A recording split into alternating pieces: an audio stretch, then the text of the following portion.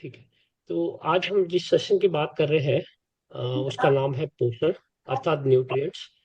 तो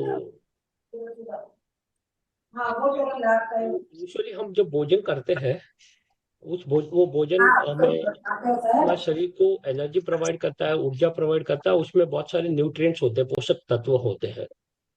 तो इसलिए हमारे लिए ये जानना जरूरी है कि न्यूट्रिएंट्स हमारी किस तरह हेल्प कर सकते हैं, उनकी क्यों जरूरत है हमारे शरीर को।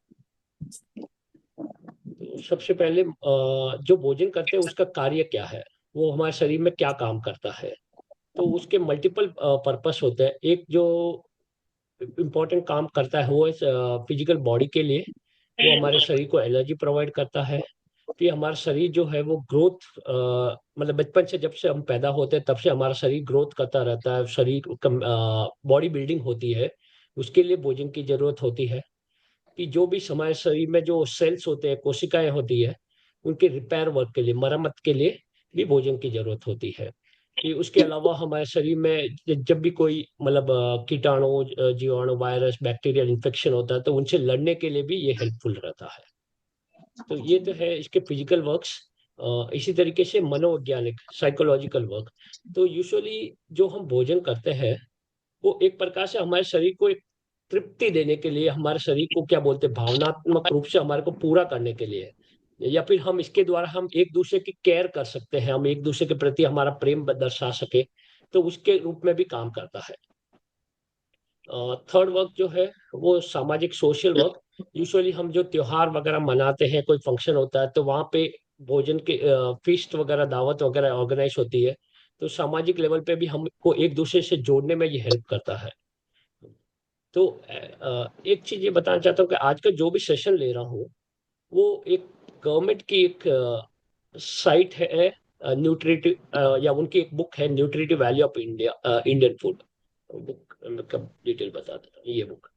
तो ये एक गवर्नमेंट ऑर्गेनाइजेशन जो हैदराबाद में है, उसके द्वारा पब्लिश की गई बुक है। तो जो भी कंटेंट है वो मैक्सिमम इस बुक्स के से लिया गया है।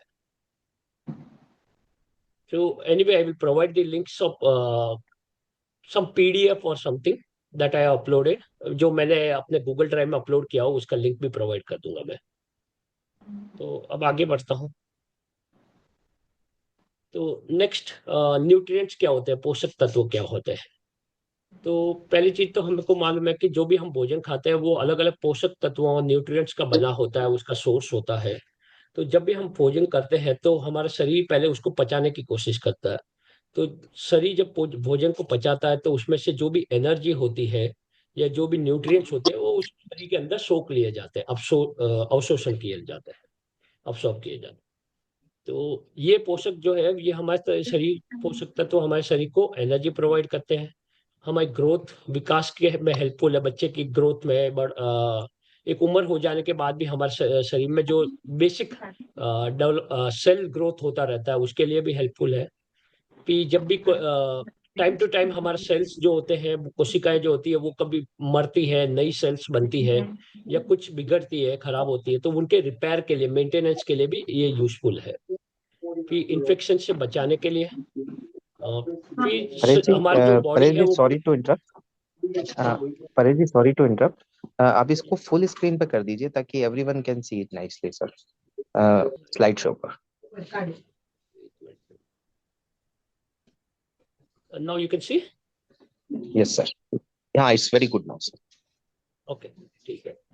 नेक्स्ट, हमारे शरीर में बहुत सारे ऑर्गन्स होते हैं और बहुत सारी क्रियाएं, प्रोसेसेस चलती रहती है। सर्कुलेटरी सिस्टम है, हार्ट जो है वो अपना काम करता है, किडनी काम करती है। तो अलग अलग ऑर्गन सिस्टम को काम करने में हेल्पफुल करने के लिए, उनको नियंत्रण नियंत्रण करने के लिए, रेगुलेट करने के लिए भी ये न्यूट्रिएंट्स, पोषक तत्वों की बहुत जरूरत होती है। और सबसे इम्पोर्टेंट, ये हमारे शरीर को एक्टिव बनाए रखता है, क्रियाशील बनाए रखता है। नेक्स्ट, जो पौष्टिक भोजन होता है वो हमारे शरीर को हमको एक शारीरिक या मानसिक क्षमता प्रोवाइड करता है, कैपेबिलिटी प्रोवाइड करता है। हमारी थिंकिंग कैपेबिलिटी कह सकते हैं, या वर्क करने की कैपेबिलिटी है, ये हम उसको डेवलप करता है। कि अ, जो भी हम भोजन करते हैं उसमें ये जरूरी है कि हम जितने भी पोषक तत्व हो सकते हैं वो हमको जितनी जरूरत है उतनी मात्रा में मिलते रहे रेगुलरली। और ये जो जरूरत है आवश्यक, जो हमारे शरीर को कितनी इन पोषक तत्वों की आवश्यकता है, ये टाइम के हिसाब से, जेंडर के हिसाब से चेंज होती रहती है। हम हमारी उम्र क्या है, हमारा जेंडर क्या है, या हमारी बॉडी कंडीशन क्या है, हम कितनी एक्टिविटी कर रहे हैं, फिजिकल एक्टिविटी कितने करते हैं, या दिमाग से हमारे को कितना काम करना पड़ता है। जैसे सॉफ्टवेयर इंडस्ट्री या बहुत सारी इंडस्ट्री में आजकल मेंटली वर्क्स रहते हैं, तो उसमें भी इनकी जरूरत रहती है। और जब हम अलग अलग स्टेज पे, जब हम या तो भोजन को कम करते हैं या भोजन को ज्यादा मात्रा में करते हैं, तो हमारे शरीर को न्यूट्रिएंट्स कभी ज्यादा मात्रा में मिलते हैं, कभी कम मात्रा में मिलते हैं, तो वो हमारे शरीर को नुकसान पहुंचा सकते हैं। तो बहुत सी बार हमको अंडर न्यूट्रिशन या ओवर न्यूट्रिशन की समस्याएं पैदा होती है। तो बिकॉज हम भोजन को सही मात्रा में नहीं लेते हैं, या कम या ज्यादा मात्रा में लेने से ये सब प्रॉब्लम्स आती है। तो इसलिए हमारे भोजन में सभी पोषक तत्व, न्यूट्रिएंट्स की जरूरत होती है। और सबसे बड़ा की जो है कि हमारे भोजन में जितनी वैरायटी हो सकती है, नॉट ऑन मतलब एक ही दिन में सारी वैरायटी नहीं। हम जो आज एक कुछ वैरायटी खाए, कल कुछ वैरायटी खाए, ऐसे मान लीजिए मंथली या वीकली हम अगर जो हम भोजन करते हैं उसको हम अगर देखें, तो उसमें वैरायटी रहनी चाहिए। एक मोनोटोनस नहीं होना चाहिए कि हम एक ही भोजन को डेली किए जा रहे हैं। रोज हम रोटी खा रहे हैं, रोज दाल खा रहे हैं, और बाकी चीजें सब्जियां वगैरह उसमें कुछ भी इंक्लूडेड नहीं है। तो जितना हमारे भोजन में वैरायटी रहेगा, उतना हमारे जीवन में स्वाद भी रहेगा, और हमारे शरीर को ज्यादा से ज्यादा पोषक तत्व मिलेंगे। यहाँ पर परेश जी एक बात मैं कहना चाहूंगा भोजन से रिलेटेड। हमारे इंडियन फूड पैटर्न में, भारतीय भोजन व्यवस्था में, जो शाकाहारी लोग हैं उनमें ज्यादातर लोग प्रोटीन की कमी रहती है उनके डाइट में। क्योंकि शाकाहारी लोग जो है वो अपनी डाइट में जो है प्रोटीन को शामिल कम से कम करते हैं। और जो विविधता की आप बात कर रहे हैं, उस विविधता को आप बिल्कुल सही बोला आपने कि एक ही तरह का खाना नहीं होना चाहिए जिसमें बार बार एक ही तरह का खाना हम खा रहे हैं।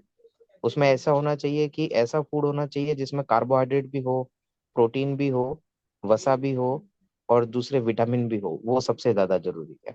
तो इसीलिए प्रोटीन का ध्यान रखना हम वेजिटेरियन लोगों को बहुत जरूरी होता है, जो हम अक्सर नहीं करते हैं। इसीलिए हम हर समय थकान महसूस करते हैं।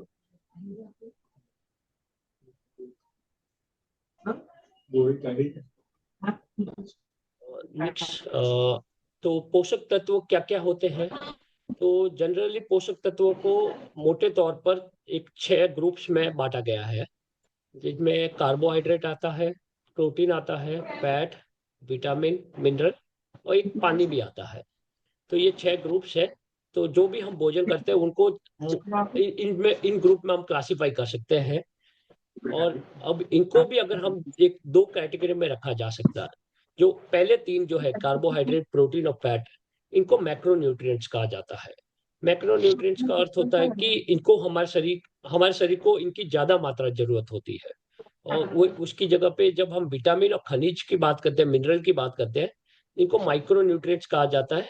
क्योंकि इनकी जरूरत हमारे शरीर को लिमिटेड क्वांटिटी में जरूरत होती है, कंपेयर टू ये ऊपर के जो तीन है उनके कंपैरिजन में, इन तुलना में ये थोड़े लिमिटेड क्वांटिटी में ही हमारे शरीर को जरूरत होती है, पर इनकी भी जरूरत होती है। और फिर एक इम्पोर्टेंट पॉइंट ये है कि हम जो एक ही भोजन करते हैं उसमें सारी ये न्यूट्रिएंट नहीं होते हैं। किसी में कार्बोहाइड्रेट रहेगा, किसी में प्रोटीन रहेगा, किसी में विटामिन और फैट रह सकता है, किसी में मिनरल प्रोटीन रह सकता है। तो एक ही भोजन में सब गुण नहीं होते हैं। इसलिए हमको मिक्स में भोजन करने की ज्यादा जरूरत होती है। जैसे दाल और चावल का कॉम्बिनेशन बना लिया, रोटी सब्जी का कॉम्बिनेशन बना लिया। तो जितना हम कम कॉम्बिनेशन में भोजन करते हैं, उतना हमको ज्यादा पोषक तत्व मिलते हैं और हमारे शरीर को हेल्पफुल रहते हैं।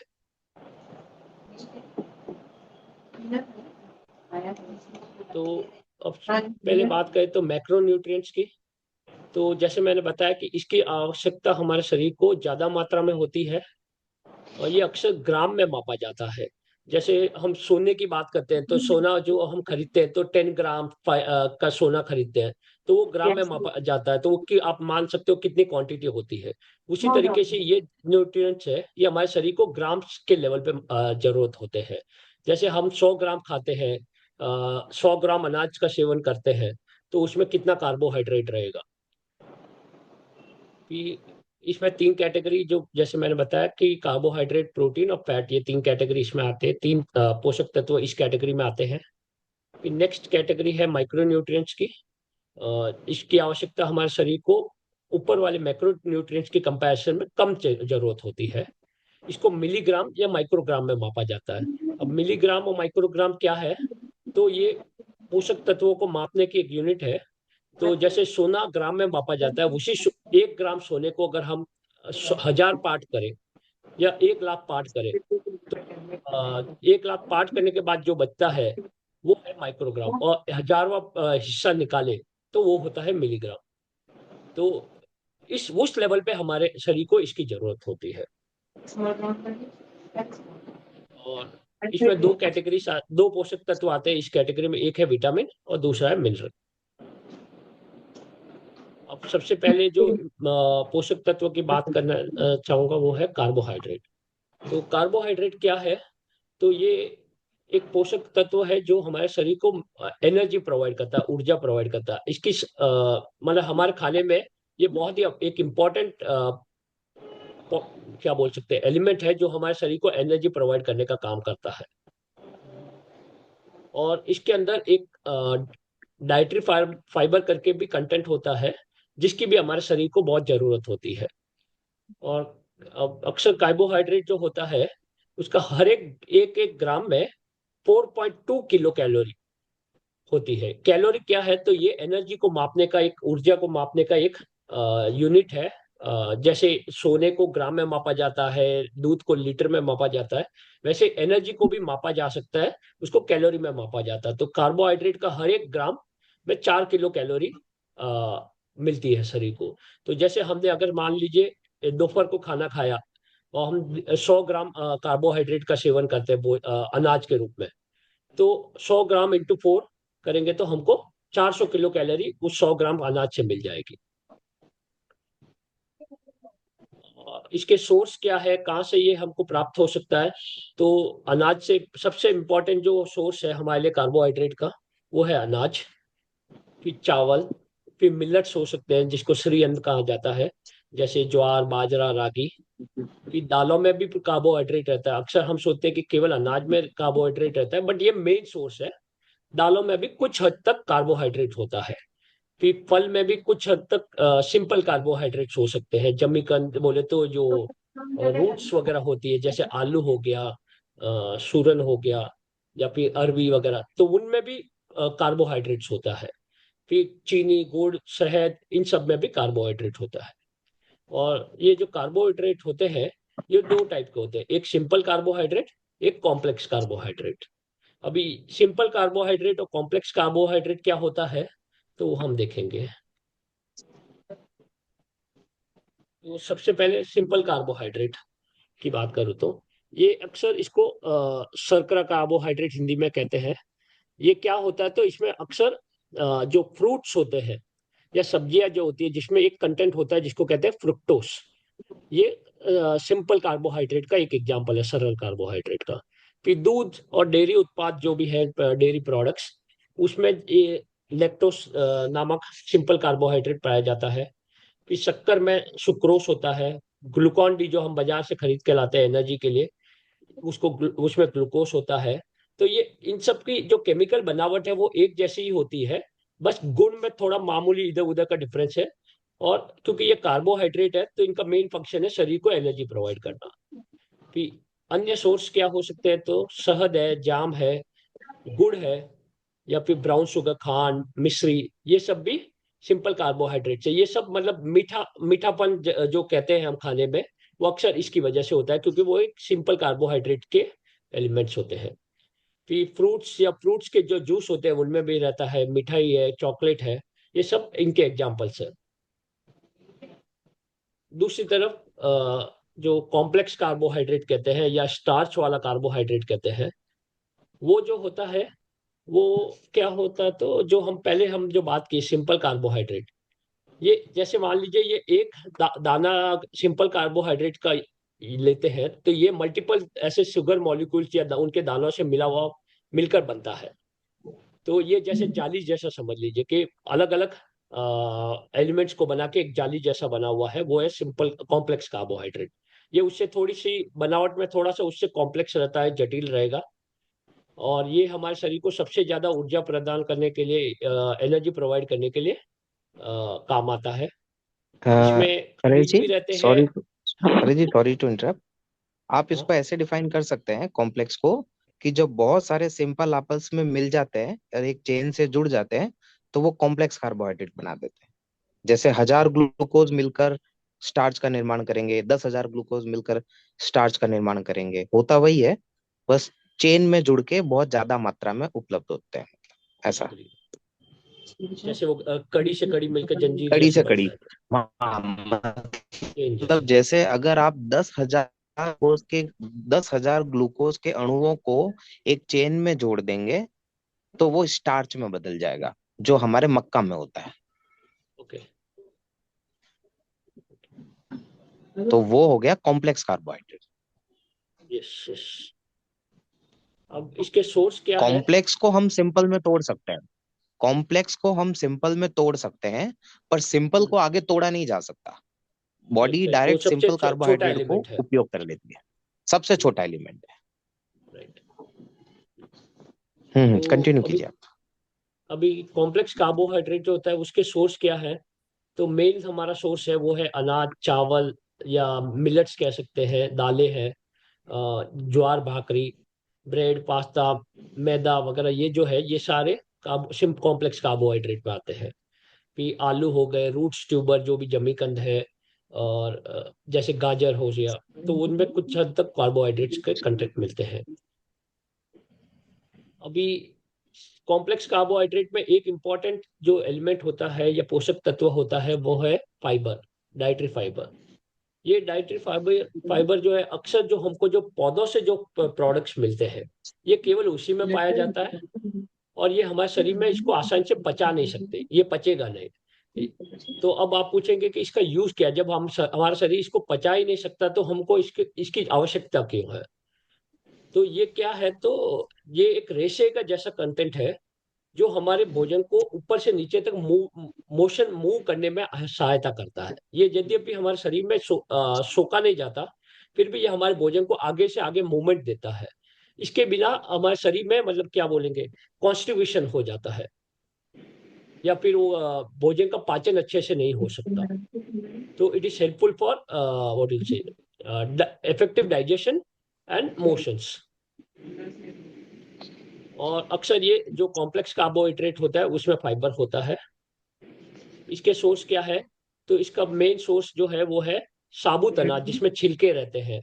जैसे हम चावल, वाइट चावल ले रहे हैं तो उसमें छिलका उतर जाता है, तो उसमें फाइबर कंटेंट कम रहेगा। जो साबुत अनाज रहते हैं उसमें ज्यादा कंटेंट रहता है इसका। फिर अन्न हो गया, दालें हो गया, चोकर ब्रान राइस, जो छिलके वाला होता है ब्राउन राइस वगैरह, तो उसमें भी फाइबर रहेगा। फिर हरी पत्तेदार सब्जियां है, फ्रूट्स है, फिर जो भी छिलके वाले फल या दालें कह सकते हैं उनमें रहेगा। फिर ऑयल सीड्स वगैरह अदर एग्जांपल्स हो सकते हैं। तो जैसे मैंने बताया, ये गैस्ट्रिक मोटिलिटी या वो भोजन को मूव करने में हेल्प करता है। और इसके सेवन से हमारे को कुछ बीमारियों में राहत मिलती है, जैसे हृदय रोग के, डायबिटीज के, मोटापे, कैंसर आदि जो सीरियस किस्म की जो बीमारियां हैं, उसके रिस्क को कम कर देता है ये। क्योंकि हम ये हमारे भोजन को पचाने में हेल्पफुल रहता है और आगे से ऊपर से नीचे तक मूवमेंट में हेल्पफुल रहता है। इसलिए ये बहुत सारी जो सीरियस किस्म की बीमारियां उनकी रिस्क को कम कर देता है।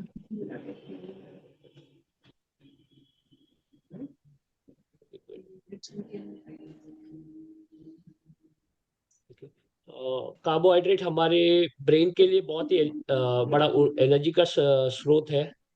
और अक्सर जो भारतीय लोग होते हैं उनमें सबसे बड़ा कार्बोहाइड्रेट का जो सोर्स है वो है अनाज। क्योंकि वेस्टर्न वर्ल्ड में हम जाते हैं तो वो ज्यादातर नॉनवेज का कंजम्पशन करते हैं, मीट वगैरह का, तो उनके लिए नॉनवेज से उनको कार्बोहाइड्रेट की जरूरत पूरी हो जाती है। और भारतीयों के लिए जो जरूरत है वो केवल अनाज ज्यादा से ज्यादा कार्बोहाइड्रेट की जरूरत अनाज से या अनाज के प्रोडक्ट से प्राप्त होती है। ये जो सिंपल कार्बोहाइड्रेट्स है, इसमें कुछ कार्बोहाइड्रेट्स को छोड़ दे, जैसे फ्रूट से जो मिलते हैं, नेचुरल प्रोडक्ट से जो मिलते हैं, या फिर गुड़ से जो मिलते हैं, उनको छोड़ दिया जाए, तो ये ज्यादातर जंक फूड्स में ज्यादा मात्रा में पाए जाते हैं, जैसे मैदा हो गया या फिर कोई प्रोसेस्ड फूड हो गया, तो उसमें सिंपल कार्बोहाइड्रेट ज्यादा मिलेंगे। एनर्जी ड्रिंक्स हो गए, ये अक्सर क्या होता है, क्योंकि ये सिंपल सबसे छोटा अणु रहता है, तो ये हमारे शरीर में आसानी से सोख लिया जाता है, अब्सॉर्ब कर लिया जाता है। तो अक्सर जो हम शक्कर वगैरह खाते हैं, तो हमारा शरीर फटाफट उसको सोख लेता है, फिर उसको पाचन करने के लिए इंसुलिन का वगैरह निर्माण होना बहुत जरूरी होता है।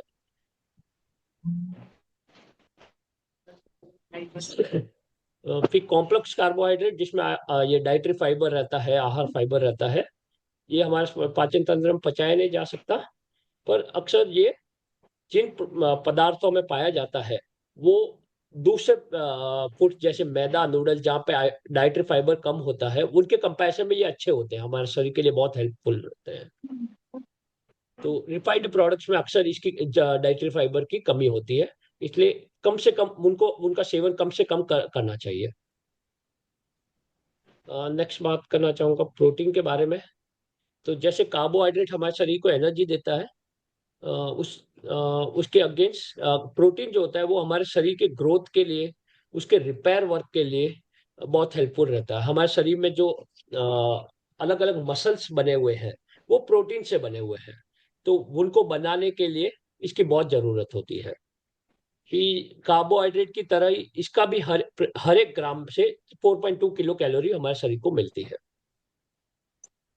अब इसके एनर्जी सोर्स, इसके स्रोत क्या है, फूड सोर्स, तो मिल्क प्रोडक्ट से मिलता है, या अक्सर ये एक्चुअल में एनिमल प्रोडक्ट से ज्यादा मिलता है। मांस हो गया, मछली हो गया, अंडे, मुर्गी, इवन दूध जो है वो एनिमल प्रोडक्ट है जो हमको जानवरों से मिलता है, तो उसमें भी प्रोटीन का कंटेंट हाई रहते हैं।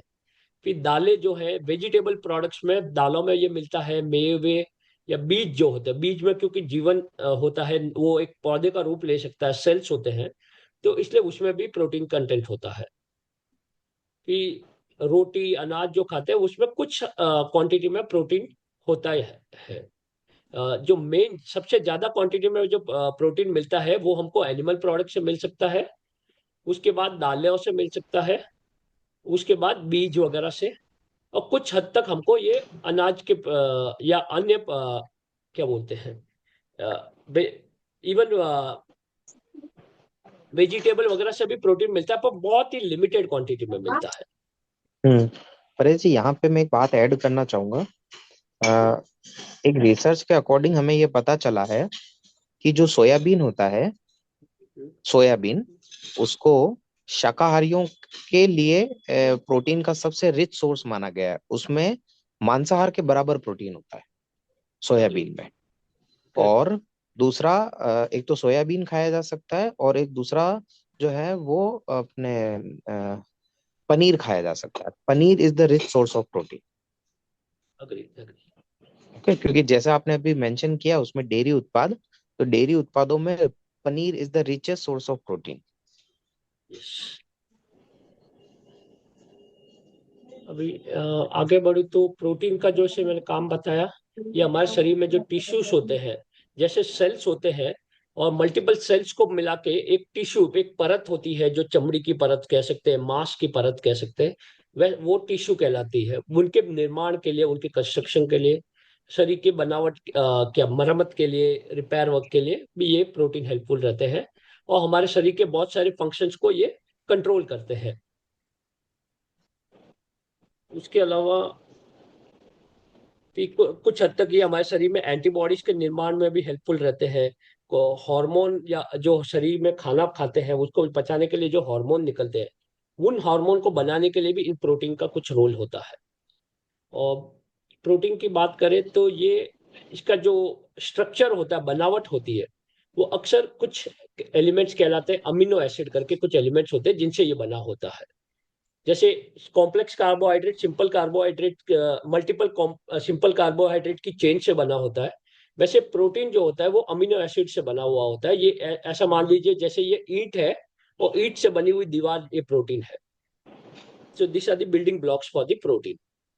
और हमारे शरीर में एक्चुअल में 22 अलग अलग अमीनो एसिड की जरूरत होती है, जिनमें से 13 जो है वो हमारे शरीर में प्रोडक्शन हो सकता है। जो भी हम कार्बोहाइड्रेट खाते हैं या फैट्स खाते हैं, उनको हमारा शरीर प्रोटीन में कन्वर्ट कर सकता है 13 टाइप्स ऑफ प्रोटीन में। पर 9 अलग अलग ऐसे प्रोटीन्स हैं जो हमारे शरीर को अंदर प्रोडक्शन नहीं हो सकता, उसको हमको भोजन के माध्यम से ही लेना पड़ेगा। अब उनके नाम वगैरह पे मैं डिटेल में नहीं जाऊंगा, बस ये ध्यान रखने की जरूरत है कि 9 अमीनो एसिड की हमारे शरीर को जरूरत होती है, इसलिए उनको कहा जाता है एसेंशियल अमीनो एसिड।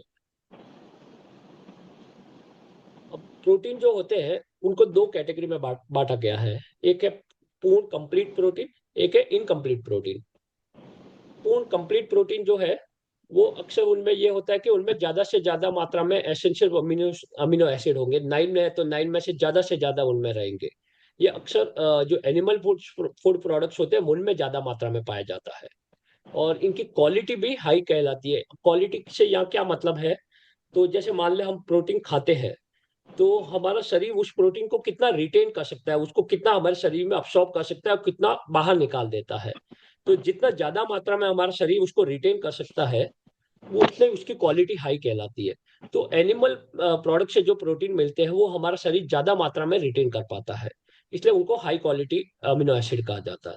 तो इसके अगेंस्ट हम जब इनकम्प्लीट प्रोटीन की बात करें तो ये हमको वेजिटेबल सोर्स से मिलेंगे, प्लांट से मिलेंगे। इनमें 9 नहीं, बहुत लिमिटेड क्वांटिटी में अमीनो एसिड्स रहेंगे, कुछ ही मिल पाएंगे। जैसे दालों में कुछ मिलते हैं, अनाज में कुछ मिलते हैं। एक ही फूड प्रोडक्ट में ज्यादा से ज्यादा अमीनो एसिड इसमें मिलना मुश्किल है। पर इसके लिए एक सबसे इंपॉर्टेंट पॉइंट ध्यान रखने का जरूरत है कि जब हम कॉम्बिनेशन में हम खाते हैं, जैसे दालों में कुछ प्रोटीन है, अमीनो एसिड है, और अनाज में कुछ अमीनो एसिड्स है, जब हम इनको कंबाइन कर लेते हैं तो इनकी क्वालिटी कई गुना बढ़ जाती है। इट इज अलग अलग हम जब देखते हैं उससे ज्यादा बहुत ज्यादा बढ़ जाती है। जैसे मतलब 1+1=11 जब कहते हैं, ये ठीक उसी तरीके का है। जब भी हम दालों को या अनाज को खाएं, इनको जब कॉम्बिनेशन में खाते हैं तो हमें बेहतर क्वालिटी का प्रोटीन मिलता है हमारे शरीर को। इसलिए इनको कॉम्बिनेशन में खाना बहुत जरूरी है, रोटी को दाल के साथ या वैसा। तो that's what is written here कि ये एक दूसरे के पूरक है, अनाज और दालें। इनको साथ में खाने से हमारे शरीर की बहुत अच्छे लेवल पे प्रोटीन की रिक्वायरमेंट पूरी हो सकती है। कि सोर्सेस में जैसे ऑलरेडी कुछ दिन बता चुके हैं, पहले ऊपर भी आ चुका है कि ये सारे प्रोटीन के सोर्स है, जैसे सोयाबीन हो गया या अदर हो गया। जो वेजिटेबल से जो हमको प्रोटीन मिलते हैं उसके बारे में एक चीज बताना चाहूंगा कि अक्सर उनमें एक केमिकल आता है ट्रिप्सिन, तो उसकी वजह से वो इजीली अब्सॉर्ब नहीं होते हैं। तो उनको जब हम गर्म करते हैं, खाना को कुकिंग करते हैं, तो इसीलिए हमारे शरीर वो मतलब वो ट्रिप्सिन जो होता है वो उसका लेवल कम हो जाता है और हमारे शरीर में उसका अब्सॉर्प्शन लेवल बढ़ जाता है। इसलिए जो भी प्लांट प्रोडक्ट जिससे हम प्रोटीन प्राप्त करना चाहते हैं उनको गर्म करना जरूरी है एक लेवल तक। ऐसा नहीं कि हम उनको तल रहे हैं। अब नेक्स्ट जो पोषक तत्वों की बात करना चाहूंगा वो है वसा, फैट। ये हमारे शरीर में ग्रोथ के लिए आवश्यक है। ये ये हमारे शरीर में त्वचा जो स्किन है उसकी लुक के लिए भी आवश्यक है। हमारे शरीर से अक्सर आप देखते हैं कि पसीना निकलता है, तो पसीने में अक्सर तेल होता है, तो उसके लिए भी हमारे शरीर में त्वचा के लिए भी फैट की बहुत जरूरत होती है। ये हमारे भोजन का को टेस्टी बनाता है, फिर उसकी स्ट्रक्चर देता है, लुक एंड फील उसका बनाता है। फिर कुछ विटामिन जो होते हैं जैसे A, D, E and K, ये 4 टाइप के विटामिन ऐसे हैं जिनको कहा जाता है फैट सोल्यूबल विटामिन। ये अक्सर हमारे शरीर में तभी अब्सॉर्ब होंगे, सोके जाएंगे, जब हम फैट कंटेंट भी कंज्यूम करें। अगर हम फैट कंजम्पशन नहीं करते हैं तो ये हमारे शरीर को ये अब्सॉर्ब नहीं होंगे और हमारे शरीर में इनकी कमी होगी। ये इवन दो हम अगर इनको सेवन भी कर लेते हैं ADE का, तो भी हमारे शरीर में इनका अब्सॉर्प्शन नहीं होगा अगर फैट कंजम्पशन नहीं है तो। इसलिए कुछ हद तक फैट का कंजम्पशन भी हमारे शरीर को जरूरी होता है। इसके हर एक ग्राम से हमको 9 किलो कैलोरी मिल सकती है। जैसे कार्बोहाइड्रेट और प्रोटीन के हर एक ग्राम से हमको 4 किलो कैलोरी मिलती है, इसके हर एक ग्राम से हमको 9 किलो कैलोरी मिलती है। तो कहने का मतलब उससे डबल क्वांटिटी ऑफ एनर्जी मिल जाती है, कि क्योंकि कैलोरी मतलब एनर्जी, तो ये हमको double, twice the energy, 2 times energy हमको प्रोवाइड करता है। तो इसलिए अगर हम इसका ओवर लेवल पे भी कंजम्पशन करते हैं तो वो भी हमारे लिए नुकसान करता है, क्योंकि ये बहुत ज्यादा अमाउंट ऑफ कैलोरी देता है, एनर्जी देता है। इसलिए गाइडलाइंस के हिसाब से जो जो बुक की मैं बात कर रहा था, nutritive value of Indian foods, उसमें कुछ गाइडलाइंस के दी हुई है। उसमें ये कहा गया कि हमारे भोजन में से जो हमको एनर्जी मिलती है उसका 20% फैट से आना चाहिए, बाकी का जो है वो हमको प्रोटीन या कार्बोहाइड्रेट से हमारे को एनर्जी मिलनी चाहिए। इसके फूड सोर्स क्या है, खाद्य स्रोत क्या है, तो मक्खन है, घी है, कि जितने भी तेल हो सकते हैं, बीज है, बीजों में तेल रहता है, मूंगफली के बीज, सरसों, तिल के बीज, उनमें भी ये रहता है, फैट रहता है। फिर जितने भी डेयरी प्रोडक्ट्स है, क्रीम, दही, तो इनमें रहता है। फिर नॉन वेज जितने भी है उनमें फैट का कंटेंट रहता है, स्पेशली रेड मीट अर्थात मटन, चिकन, उनमें रहता है, जो हमारे लिए वर्जित है।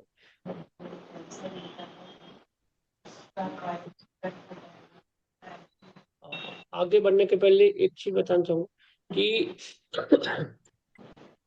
जो हम भोजन करते हैं उसमें अनाज, दालें जैसे कुछ चीजें ऐसी है जो हमको लगता है कि इनका फैट से कुछ लेना देना नहीं है, उसके बदले में हम घी, तेल, इनको फैट का सोर्स मानते हैं।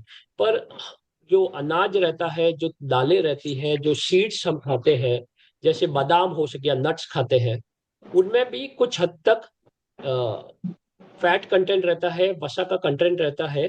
इसलिए उसको हम कहते हैं इनविजिबल फैट, वो दिखता नहीं है फैट के रूप में, तो उनमें भी एक फैट का, वसा का कंटेंट रहता है, जो हमारे दिन भर की 50% जरूरत उससे पूरी हो जाती है। हमारे को केवल हमारी जो दिन भर की बाकी 50% की जरूरत है वो हमारे को दूसरे जो मक्खन, घी या तेल से पूरी करनी होती है। अ, परेश जी, यहाँ पे मैं एक बात ऐड करना चाहूंगा। It will be very helpful for everyone. जो फैट कंजप्शन है उसमें अक्सर एक मिथ जो है वो हम लोगों को ऐसा सुनने में मिलता है कि बहुत ज्यादा घी खाने से ही आदमी जो है वो मोटा होता है, या बहुत ज्यादा मक्खन खाने से मोटा होता है। ऐसा कुछ नहीं होता है। आजकल जो नया कॉन्सेप्ट है, नया कॉन्सेप्ट जो वेट लॉस का, उसमें जो है सिर्फ और सिर्फ घी खाने की सलाह दी जाती है। बिकॉज जो घी है वो कीटो डाइट होता है, और कीटो डाइट खाने से जो है वो वेट लॉस करवाने में हेल्प करता है। इसीलिए घी हमारी बॉडी के लिए एक नुकसानदायक फैट नहीं है। एक्चुअल में जो नुकसानदायक फैट है हमारी बॉडी के लिए वो है रिफाइंड ऑयल। जब हम ऑयल को रिफाइन करते हैं मशीनों में, और उसका सारा जो मेन पार्ट जो है वो हम निकाल लेते हैं उसको सुंदर दिखाने के लिए, एकदम ट्रांसपेरेंट वाइट कलर का ऑयल दिखाने के लिए, वो जो ऑयल है वो हमारे लिए हार्ट डिजीज और दूसरी कई बीमारियों का कारण बनता है।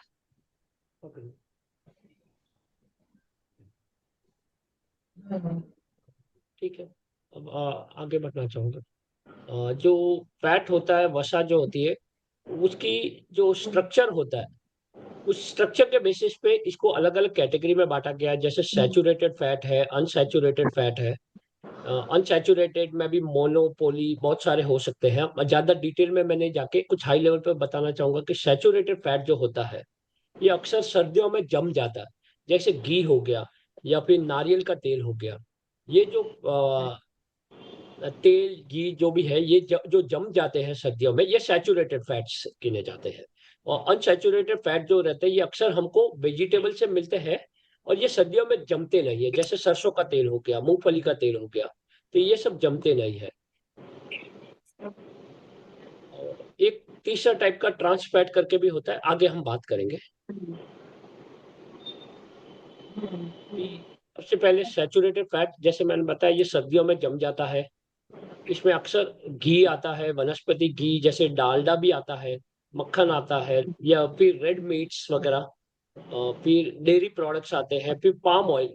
अक्सर जो हम रोड साइड जो भी चिप्स वगैरह जो यूज होती है, जो पकाई जाती है, वो अक्सर पाम ऑयल में पकाई जाती है, वो सैचुरेटेड फैट्स कैटेगरी में आती है। ये भी सर्दियों में जम जाता है।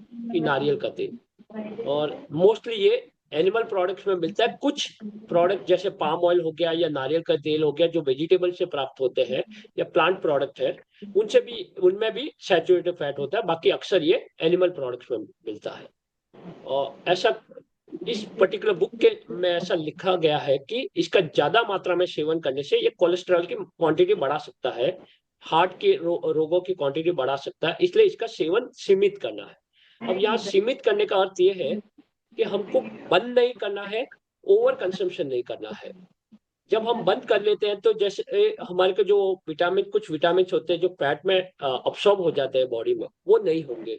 कुछ हमारी चमड़ी वगैरह है, उसको जो मिलना चाहिए फैट, वो नहीं मिलेगा, तो हमारे को नुकसान है। अगर हम ज्यादा मात्रा में भी सेवन करेंगे तो शरीर में कोलेस्ट्रॉल या किसी की मात्रा बढ़ाएगा, वो भी नुकसानदायक है। तो बेस्ट चीज है इनका कंट्रोल किया जाए, कितना क्वांटिटी में खाना, और सबसे बेहतर है कि कितना खा सके। तो उसके लिए सबसे इंपॉर्टेंट चीज है कि हम अपनी बॉडी को मॉनिटर करते रहे। हम ये ध्यान देते रहे कि हम, क्या हमारे को चलने फिरने में कुछ तकलीफ होती है, थकावट आती है। तो जब हम अपनी बॉडी को मॉनिटर करते रहेंगे तो हमारे को पता चल जाएगा कि हम ज्यादा मात्रा में सेवन कर रहे हैं इन चीजों का, कि कम कर रहे हैं। तो जस्ट कंट्रोल इट। और ये हम ठीक ठीक है। नेक्स्ट, घी, मक्खन, नारियल तेल, इनके बारे में एक इम्पोर्टेंट फैक्ट ये है क्योंकि ये शरीर में आसानी से पच जाते हैं, इसीलिए अब्सॉर्ब हो जाते हैं। तो जो छोटे बच्चे होते हैं उनके लिए अच्छे होते हैं, क्योंकि छोटे बच्चे क्या होते हैं कि उनको ज्यादा अनाज ज्यादा मात्रा में हम खिला नहीं सकते, पर वो दौड़ भाग करते रहते हैं, इसलिए उनको एनर्जी की जरूरत होती है। तो वो एनर्जी हमको, उनको इन प्रोडक्ट के माध्यम से उनको आसानी से पहुंचा सकते हैं। तो इसलिए अक्सर आयुर्वेद में भी सलाह दी जाती है कि छोटे बच्चों को मक्खन से रिलेटेड प्रोडक्ट्स खिलाए जाए।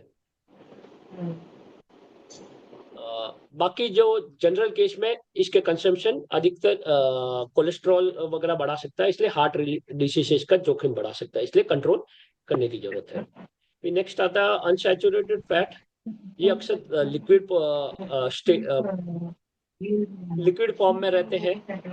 इनका कंजम्पशन कोलेस्ट्रॉल को कुछ हद तक घटा सकता है जब हम लिमिटेड क्वांटिटी में कंजम्पशन करते हैं तो।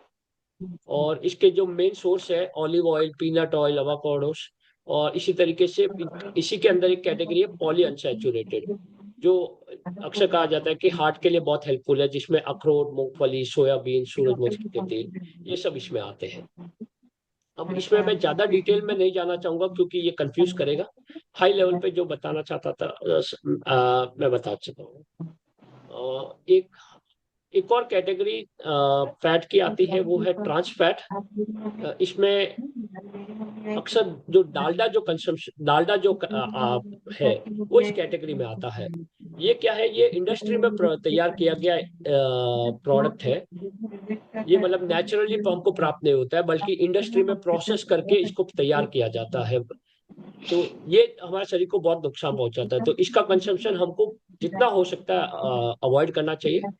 और अक्सर जो ये एक ही तेल को बार बार गर्म किया जाता है, अक्सर जो रोड साइड चिप्स वगैरह बनाने वाले स्टॉल्स वाले होते हैं, वो एक ही तेल को कंटिन्यूअसली गर्म करते रहते हैं, तो उसमें ऑटोमेटिकली ट्रांस फैट की मात्रा बढ़ जाती है। इसी तरीके से जो प्रोसेस फूड आते हैं बाजार में, उनमें भी अक्सर ट्रांस फैट की मात्रा बहुत ज्यादा होती है, इसलिए उनका कंजम्पशन हमको कम करने की जरूरत है।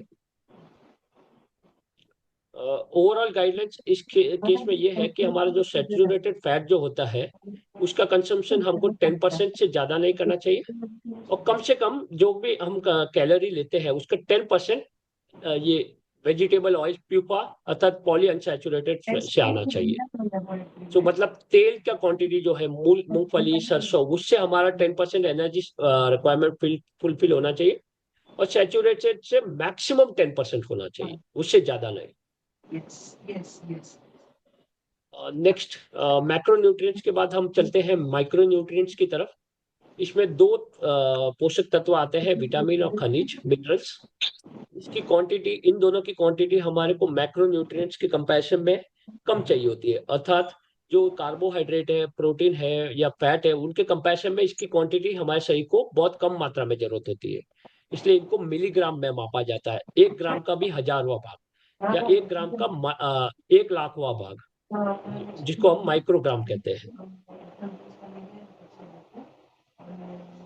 अब विटामिन जो है, इसकी मात्रा, आवश्यकता शरीर को कम मात्रा में होती है, पर यह शरीर में बनाया नहीं जा सकता, अक्सर बनाया नहीं जा सकता। कोई एक दो है, जैसे विटामिन डी है, ये सूर्य की रोशनी में बनाया जा सकता है, और ज्यादातर जो विटामिन है वो शरीर में इसीलिए सिंथेसाइज नहीं किए जा सकते, बनाए नहीं जा सकते। विटामिन का क्या रोल है? तो हमारा शरीर जो है वो बहुत ही कॉम्प्लेक्स है, उसमें अलग अलग ऑर्गन्स है, जैसे आंखें है, नाक है या कान है। तो उनके मेन उनकी स्ट्रक्चर को बनाने के लिए, उनके रिपेयर वर्क के लिए, जैसे या आंखें है, उसमें से जो फ्लूइड होता है, तो उन सब के उनके निर्माण के लिए इन सब चीजों की जरूरत होती है, विटामिन की। कुछ हद तक ये हमारे शरीर को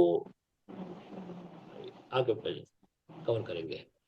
फिर सबसे पहले विटामिन में जो फैट सोल्यूबल विटामिन है, ए डी ई के, इनके इनकी बात करेंगे। फिर बी और सी की बात करेंगे। अब जो फैट सोल्यूबल विटामिन है, ये क्या होता है, ये हमारे शरीर में अब्सॉर्ब हो जाते हैं।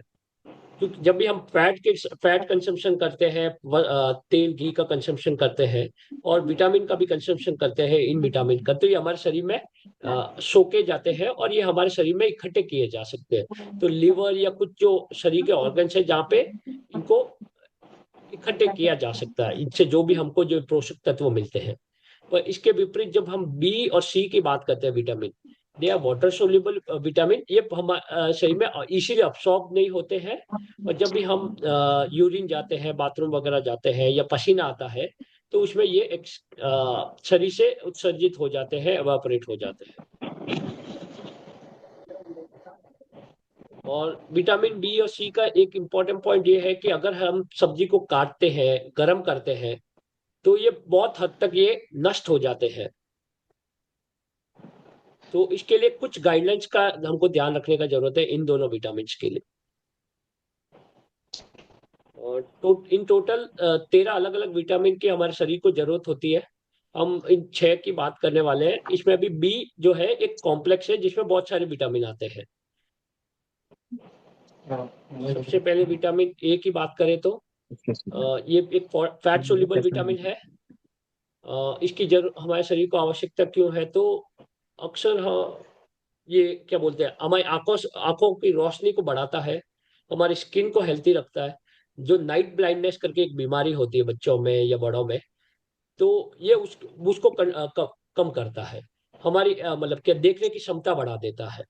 तो अक्सर इसके सेवन से हमारे को चश्मा आना या वो सब कम हो जाता है। ये हेल्प्स इन सीइंग। कि कुछ हद तक ये इन्फेक्शन से बचाता है, रेसिस्टेंस देता है। इसके मुख्य सोर्स क्या है? तो vitamin A, whole milk, specially ये गाय का जो दूध होता है, उसमें विटामिन ए और डी बहुत मात्रा में पाया जाता है।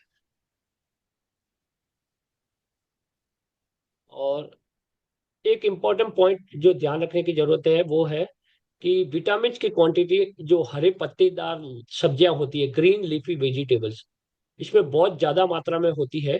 इसलिए हमारे को भोजन में इनको इंक्लूड करने की जरूरत है। अक्सर जो शाकाहारी होते हैं, वो ग्रीन लीफी वेजिटेबल्स का कंजम्पशन इतना नहीं करते हैं।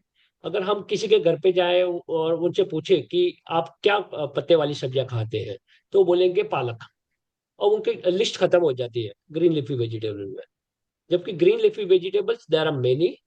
सरसों सरसों के पत्तियों की सब्जी होती है। फिर क्या बोलते हैं, मेथी के पत्ते होते हैं। माठ की भाजी, जिसको अमरंत कहते हैं। तो they are very good source of vitamin A C. तो उनका सेवन हमारे को बढ़ाने की जरूरत है। इसके अलावा जितने भी ये येलो ऑरेंज कलर के जो फ्रूट होते हैं, उसमें विटामिन ए होता है, जैसे गाजर है, पपीता है, नारंगी और ऑरेंज है, उनमें भी विटामिन ए प्राप्त होता है। पर सबसे ज्यादा हमारे को अगर विटामिन ए चाहिए तो ग्रीन लेफी वेजिटेबल्स की क्वांटिटी को हमारे भोजन में बढ़ाना पड़ेगा।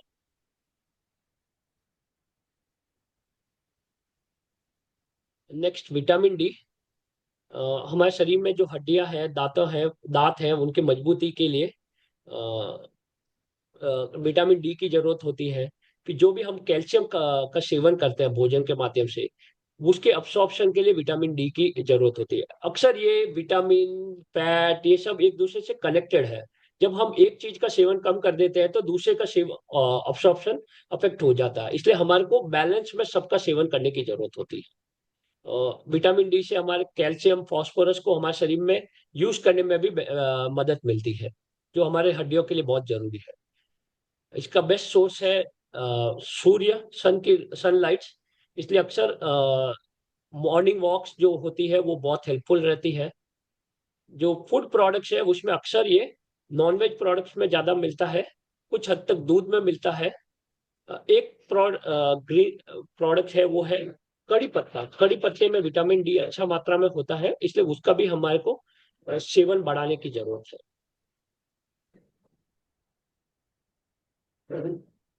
फिर आता है vitamin E.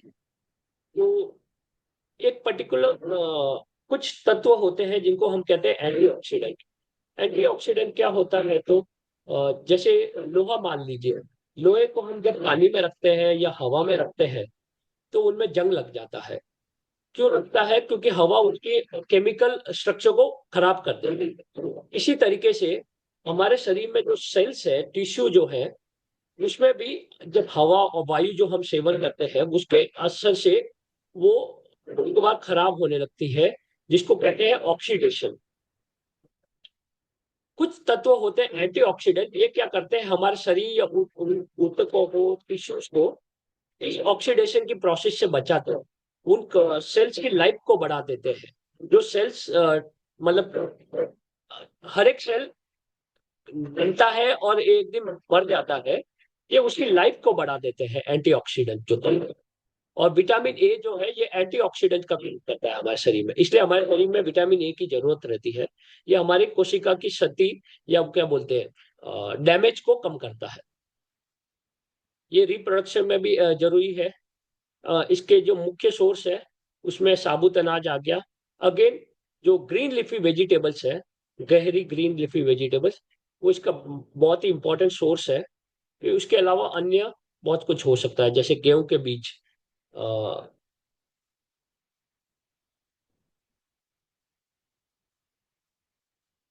Next fat soluble vitamin, last one, vitamin के।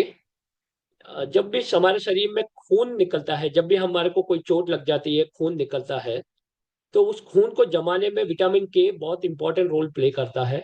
इसलिए इसकी हमारे शरीर को जरूरत होती है। अगेन ये भी जो ग्रीन लिफी वेजिटेबल्स है उसमें अच्छी मात्रा में पाया जाता है। उसके अलावा पनीर या कुछ अन्य सोर्सेज में मिल सकता है। एक्चुअली मैं यहाँ पे जो भी मैं सोर्स बता रहा हूँ ये मैं कुछ हद तक बता रहा हूँ। आगे जब भी कभी कोई दूसरा सेशन का चांस मिला तो इस बुक में बहुत कुछ डिटेल में, मतलब अलग अलग प्रोडक्ट्स के बारे में बताया गया कि इस प्रोडक्ट में क्या मिलता है, कि क्या, कौन सा विटामिन, कौन सा मिनरल्स, किस कितनी क्वांटिटी में मिलता है। सो वो जब हम देखेंगे तो हमारे को ज्यादा डिटेल में हमको समझ में आ जाएगा। अभी के लिए बहुत ही हाई लेवल पे मैं गो थ्रू कर रहा हूँ। नेक्स्ट फैट सोल्यूबल विटामिन के बाद दो वाटर सोल्यूबल विटामिन की बात करें तो एक है विटामिन सी। विटामिन सी क्या करता है, तो हमारे शरीर में कोलाजन का बिल्डिंग में यूजफुल रहता है। कोलाजन क्या है, तो जो हमारे हड्डियां जो है या जो दांत है वो कैल्शियम के बने हुए होते हैं।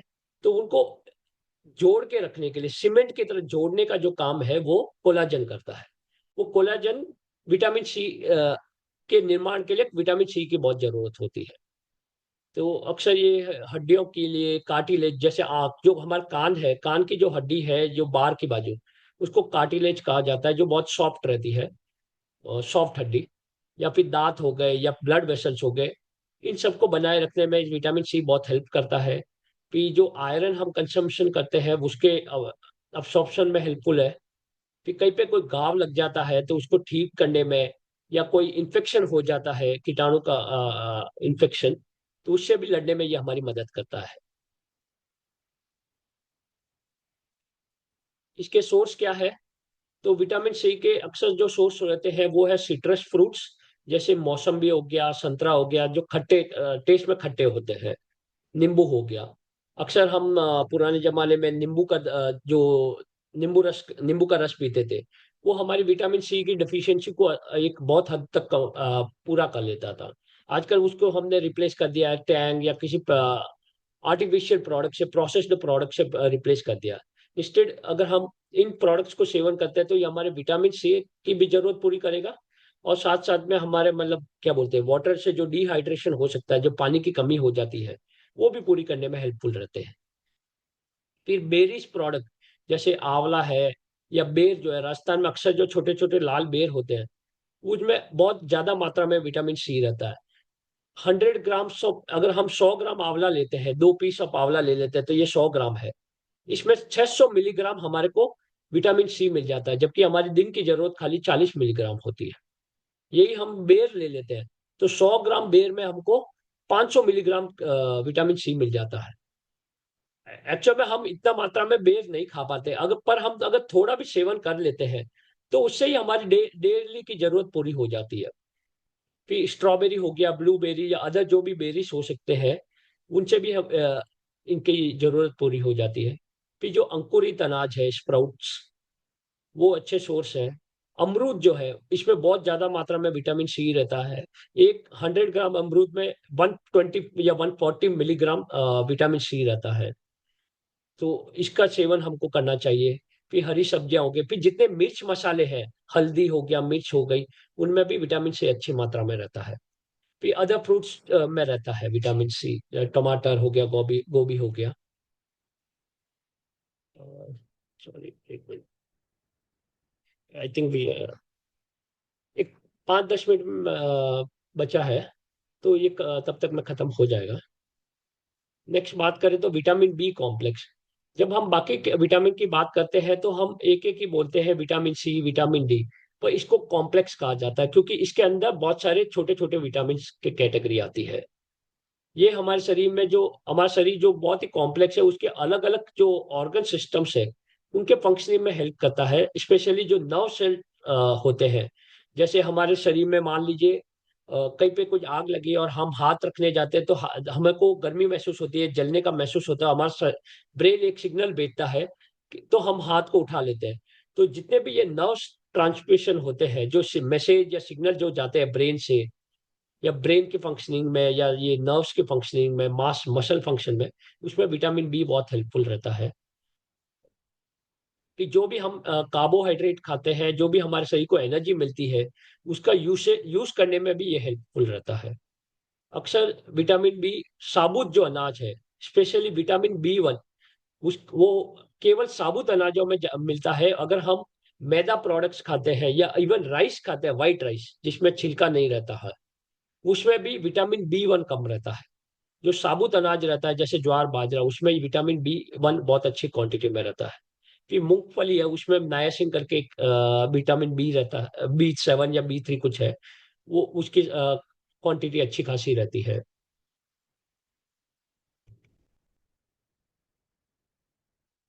तो यहाँ पे विटामिन बी के जो जो विटामिन आते हैं वो उनकी डिटेल दी गई है। एक विटामिन बी 1 है, बी 2 है, बी 3 नायासिन कहलाता है, विटामिन बी 6, विटामिन बी 12। जैसे प्रोटीन अक्सर एनिमल प्रोडक्ट्स में ज्यादा मिलता है और वेजिटेबल में प्रोडक्ट्स में कम, इसी तरीके से जो विटामिन बी 12 जो है, ये हमको खाली एनिमल प्रोडक्ट से मिल सकता है। ये हमको वेजिटेरियन प्रोडक्ट्स में नहीं मिलता है, इसलिए अक्सर शाकाहारियों की इसकी कमी होती है। तो इसकी शरीर में कमी को पूरा करने के लिए क्या किया जाए? तो एक बहुत ही good source of vitamin B 12 is curd rice. जो हम दही है, उसके दही में क्या होता है कि बैक्टीरिया रहता है, वो विटामिन बी 12 के लिए अच्छे सोर्स हो सकते हैं। तो जब हम रात को चावल को कर्ड में भिगो के रख लेते हैं और सुबह जब हम उसका सेवन करते हैं, तो उसमें विटामिन बी 12 कई गुना बढ़ जाता है। यही चीज हम अन्य अनाजों के साथ भी कर सकते हैं। फिर एक और विटामिन बी आता है, folic acid, I think folic acid. ये अक्सर प्रेग्नेंट लेडीज को सजेस्ट किया जाता है डॉक्टरों द्वारा। तो ये सारे विटामिन इस कैटेगरी में आते हैं, इसमें ज्यादा डिटेल में नहीं जा रहा हूँ। ये हमारे शरीर में जो भी प्रोटीन कंजम्पशन करते हैं, उसको मेटाबोलाइज करने में, उसके बनने बिगड़ने में ये हेल्पफुल करते हैं। लास्ट जो माइक्रो न्यूट्रिएंट्स है वो है मिनरल्स। टोटल हमारे शरीर में 16 मिनरल्स की जरूरत होती है, जैसे कॉपर, क्रोमियम, मैग्नीशियम, कैल्शियम, ये सब जो अलग अलग है दिख रहे हैं, इनकी जरूरत होती है। इनको भी अगर अलग अलग कैटेगरी में बांटा गया है, macro, micro, trace. Micro mineral जो है इसमें कैल्शियम, फास्फोरस आता है, जिसकी हमारे शरीर को ज्यादा मात्रा में जरूरत होती है। माइक्रो की मीडियम लेवल पे जरूरत होती है, जैसे आयरन हो गया, लोहा, आयोडीन, सोडियम। और लास्ट में जो आता है ट्रेस मिनरल, ये जैसे मान लीजिए फ्लेवर, जैसे हम तांबे के जग में हम पानी रखते हैं तो उसका तांबे का टेस्ट उसमें आ जाता है, तो उतनी मात्रा ही काफी है ट्रेस मिनरल्स। इसका क्या काम है, तो हमारे बाल के लिए, स्किन के लिए, नाखूनों के लिए, इन सब के मेंटेनेंस के लिए हेल्पफुल है। अगेन नर्व सेल ट्रांसमिशन में भी मिनरल्स का बहुत यूजफुल है। हमारे शरीर में जो फ्लूइड है, लिक्विड जो है, उसके बैलेंस के लिए ये यूजफुल है। हार्मोन एंजाइम जो जो खाना खाते हैं उनको पचाने के लिए जो हार्मोन पैदा होते हैं, एंजाइम पैदा होते हैं, उनके एक्टिविटी के लिए भी ये यूजफुल रहते हैं। अ, पहला जो मिनरल्स है वो है कैल्शियम और फास्फोरस। ये दो मिनरल्स ये अक्सर हड्डियों में ज्यादा पाए जाते हैं, और ये हमारे हार्ट को, नर्व्स को, मांसपेशियों को ठीक से काम करने में मदद करते हैं। और सब इनकी मात्रा हमारे शरीर को अन्य मिनरल्स की कंपैरिजन में बहुत ज्यादा जरूरत होती है। कि ये हमारे शरीर में जो हड्डियों से संबंधित जो भी रोग होते हैं उससे बचाते हैं। जैसे रिकट्स हो गया, जो हड्डियों का एक रोग है, बच्चों में अक्सर होता है। या फिर जो ऑस्टियोपोरोसिस है, तो वादी टाइप का एक बीमारी है, तो उसमें भी ये इनका कंजप्शन हेल्पफुल रहता है। अक्सर डॉक्टर कैल्शियम की गोलियां देते हैं। फूड सोर्स क्या है कैल्शियम के, तो हरी पत्तेदार सब्जियां बहुत रिच सोर्स ऑफ कैल्शियम है। दूध है, पनीर है, फिर आइसक्रीम या फोर्टिफाइड जो भी फूड है उनमें भी कैल्शियम की क्वांटिटी रह सकती है। और सबसे एक इम्पॉर्टेंट जो प्रोडक्ट हम स्पेशली नॉर्थ में कम सेवन होता है, वो है रागी। रागी का जो 100 ग्राम जो हम कंजम्पशन करते हैं, तो उसमें हमको 300 मिलीग्राम कैल्शियम की जरूरत पूरी हो जाती है। अगर हम मान लीजिए एक टाइम का भी खाना खाते हैं रागी का, तो ऐसा समझ लीजिए 90% जरूरत हमारी कैल्शियम की पूरी हो जाती है उससे।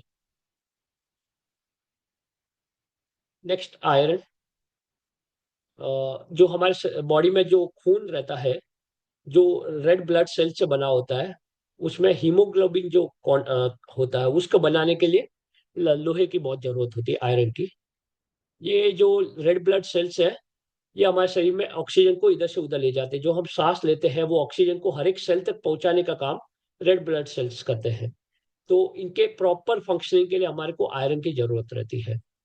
और आयरन कहाँ से प्राप्त हो सकता है, तो जो चने का प्रोडक्ट्स है, लाल चना, काला चना, साबुत अनाज, रागी में अच्छा क्वांटिटी में लोहा रहता है। अमरंत करके जो माठ की भाजी करके रहती है, पत्तेदार सब्जी, उसमें भी आयरन कंटेंट बहुत ज्यादा मात्रा में रहता है। कि फ्लेक्सीड एक अच्छा सोर्स है। और आयरन की कमी से अक्सर लोगों में एनीमिया की, स्पेशली लेडीज में इसकी प्रॉब्लम रहती है। इसलिए लेडी को जो आयरन रिच प्रोडक्ट्स है, फूड कंटेंट है, वो खाने की ज्यादा जरूरत रहती है। लास्ट एक दो मिनरल बचे हैं, वो है सोडियम। जो हमारे शरीर में जो फ्लूइड रहता है या सेल्स होते हैं, उसमें जो फ्लूइड पदार्थ जो पाए जाते हैं, जैसे आंखों में का पानी है, या फिर शरीर में खून है, उस उसमें वो जो लिक्विड कंटेंट है उसको रेगुलेट करने में, उसको कंट्रोल करने में सोडियम की बहुत बड़ी रोल रहता है। ये अक्सर जो सॉल्ट हम खाते हैं, नमक, उसमें ये पाया जाता है। NaCl करके इसका केमिकल फॉर्मूला है। इसमें Na जो है वो सोडियम है। और जरूरत से ज्यादा इसका कंजम्पशन करने पे हमारे को ब्लड प्रेशर की प्रॉब्लम हो सकती है, हार्ट की प्रॉब्लम हो सकती है। इसलिए इसका क्वांटिटी हमारे को कंट्रोल करने की जरूरत है। अगेन कंट्रोल बोल रहा हूँ मैं, बंद नहीं करना है, कंट्रोल करने की जरूरत है। अक्सर हम सोडियम का बहुत ज्यादा मात्रा में सेवन करते हैं।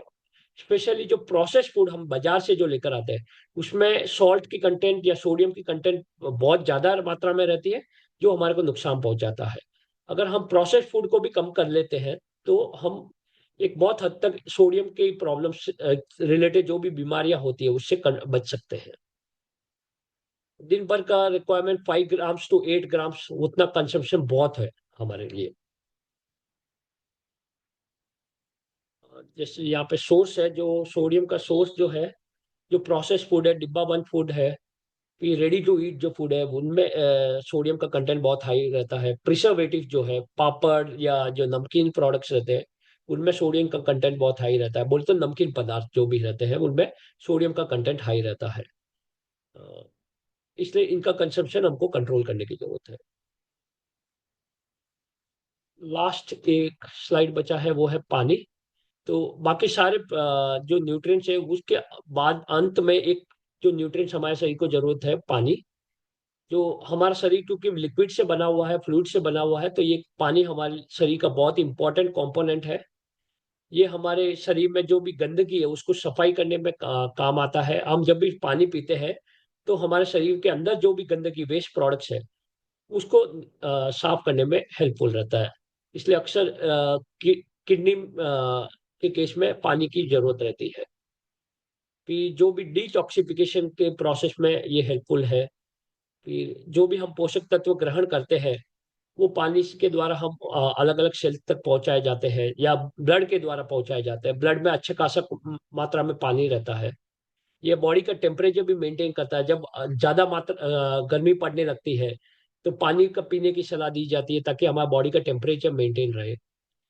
कि हमारे जो जॉइंट्स है या आंख जो है, उसमें जो लुब्रिकेंट है उसका भी ये काम करता है। हमारे जो मुंह में लार है, सलीवा, उसका एक इम्पॉर्टेंट घटक है। तो इसका भी कंजम्पशन हमारे को दिन भर में अच्छे खासा करना चाहिए। आई थिंक, ओके, लास्ट एक। तो हमारे शरीर में 2/3 पानी है, इसलिए हमको रेगुलरली पानी पीते रहना चाहिए। क्योंकि पूरे दिन भर में जब गर्मी ज्यादा पड़ती है या हम ज्यादा मात्रा में एक्टिविटीज करते हैं, तो हमारे शरीर से पसीना निकलता है, या हम जब बाथरूम जाते हैं, यूरिन के मात्रा माध्यम से पानी की कमी होती रहती है। तो उसकी भरपाई हम वापस पानी के द्वारा हमको करने की जरूरत रहती है।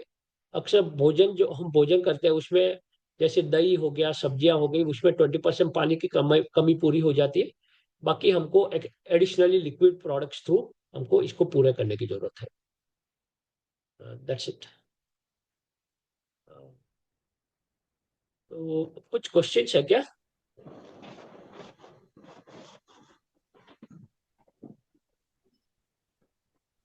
Any questions?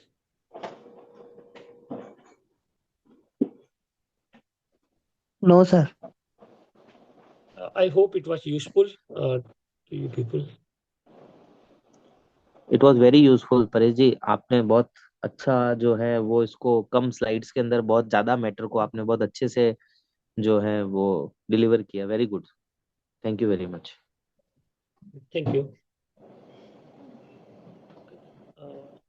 तो इसी के साथ मैं ये क्लोज करता हूँ। इसकी रिकॉर्डिंग में जैसे हो जाएगी, मैं 1-2 दिन में मैं पोस्ट कर दूंगा ग्रुप पर या फिर कहीं पे अपलोड करके। और ओके। अगर कुछ एडिशनल क्वेश्चन भी है तो हम ग्रुप में पूछ सकते हैं। तो जो भी डॉक्टर्स वगैरह उसमें है, तो वो भी हमारे हेल्प कर पाएंगे इस मैटर में। Sure sure sure. Thank you.